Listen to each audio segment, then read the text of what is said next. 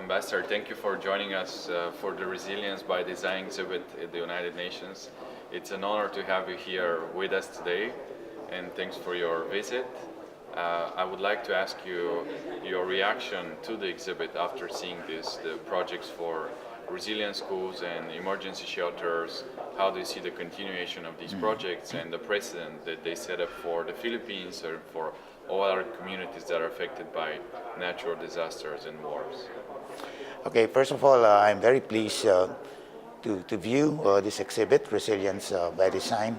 I think this is the first time I'm seeing a trove of new design, I would say very innovative design, that pushes people to think about how to build back better. As you know, the Philippines, after Typhoon Haiyan, started having this particular slogan of building back better. But I believe that we should go beyond what is available in the building code, the way we have been building in the Philippines.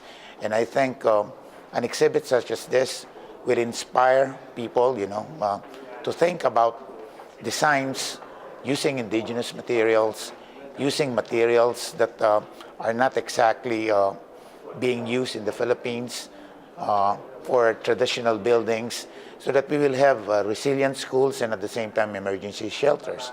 Traditionally, schools have been used as evacuation centers in the Philippines. So I think this will give the appropriate impetus, particularly now that, again, the Philippines is bracing for another typhoon. Of course, we're talking about Typhoon Ruby, which is not as strong as Haiyan, but there's still very strong winds.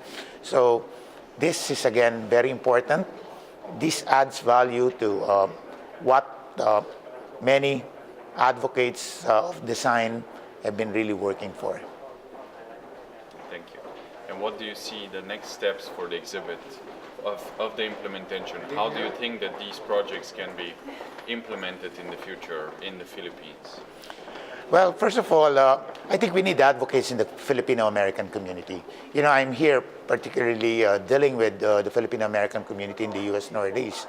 And we have a lot of, I would say, students, resources, those studying in architectural schools here that would be able to help. So maybe one way is if we have this particular exhibit at the Philippine Center, for instance, maybe we can attract students to take a look at it and maybe give them very good ideas on how they can come out with their own designs, right, which can be used in the Philippines.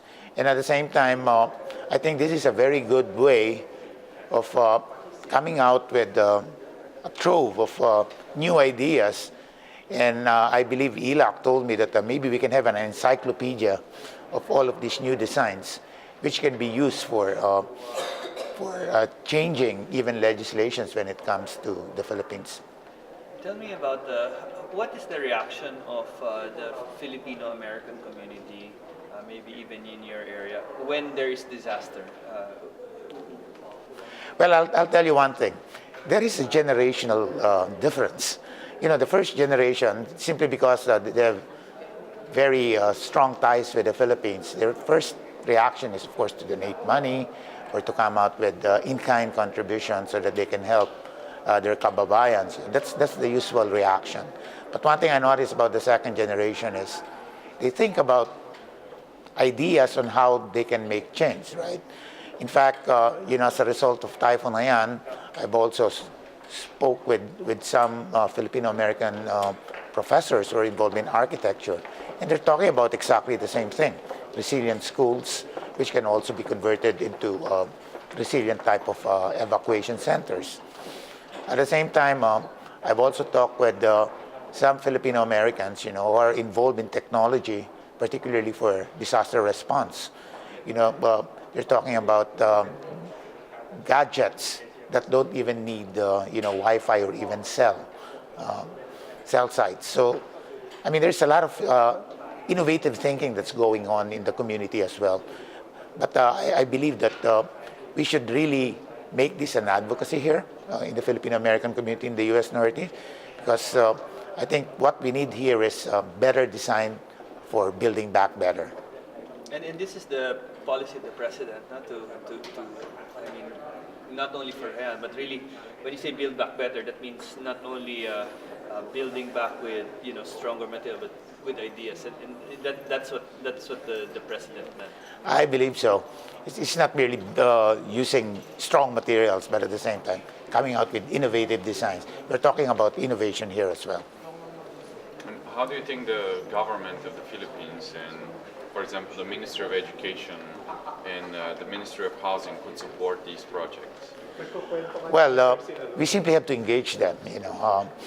I think we have to continue the conversation with the Department of Education because they're the ones who are actually responsible for rebuilding the schools, and of course the Department of Public Works and Highways, since they're the ones actually building the schools.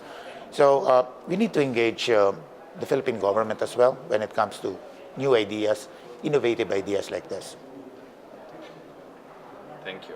Thank you very much. Thank you for joining us today. It's an honor to have you here at the United Nations at the Resilience for Design exhibit. Yeah, it's my pleasure. Thanks.